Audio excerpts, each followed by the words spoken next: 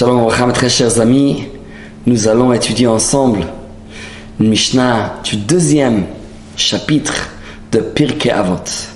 Le Père commence, Rabbi Omer, Rabbi Yehuda Hanassi, celui qui a édité la Mishnah, il a dit la chose suivante. Ezeu derech yeshara sheyavor lo ha'adam.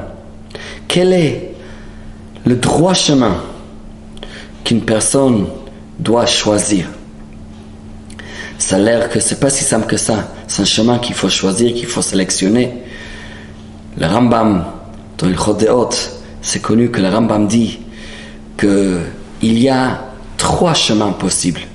Il y a les 2 extrêmes et il y a le chemin du juste milieu.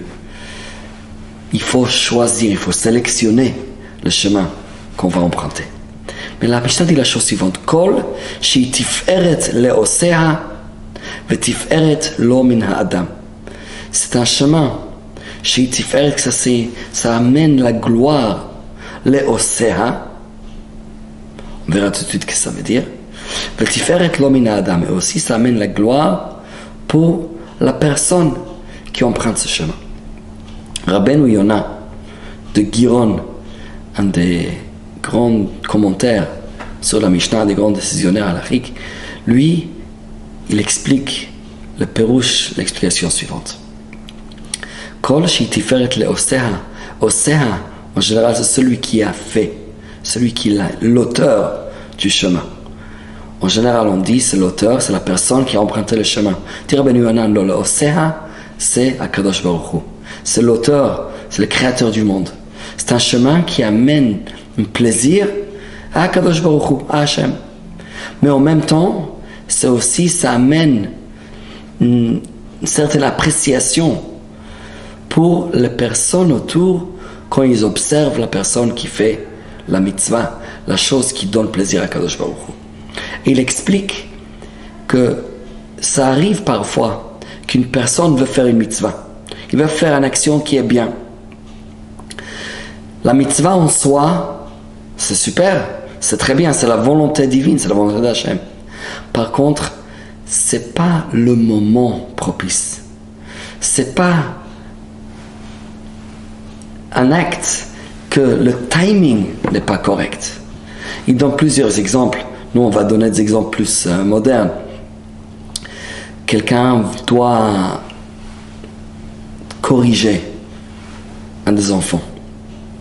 Un enfant qui a fait quelque chose de pas bien, il a dit quelque chose de mal placé, il se comportait d'une manière qu'il faut l'éduquer. Alors parfois c'est une mitzvah de corriger l'enfant, de lui parler, de l'expliquer gentiment ce qu'il a fait et ce qu'il aurait dû faire. Par contre, ça c'est la mitzvah de Toracha, la mitzvah de remontrance, d'explication, de l'éducation, de chinuch. Mais parfois le timing n'est pas correct. Est-ce qu'il y a d'autres personnes autour? Est-ce que l'enfant est encore peut-être touché? Il est triste? Il est énervé? Est-ce que l'enfant est réceptif à ce qu'on va dire?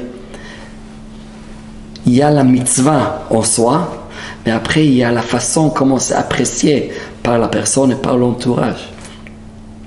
C'est très bien de se lever tôt pour faire la tefila. Mais si, en levant tôt, on va déranger d'autres personnes de leur sommeil, on aimerait chercher quelqu'un à 6 heures du matin pour faire la tefila en voiture. C'est un grand chesed.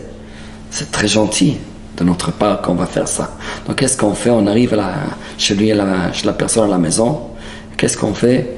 Nous allons klaxonner bien fort pour que tout le quartier va se réveiller à 6 heures.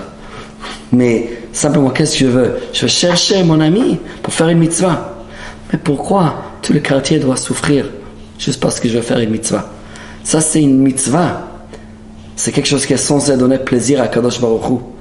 Mais la façon comment je fais, le moment, et est-ce que c'est une mitzvah qui va m'amener une certaine gloire, qui va être appréciée par mon entourage?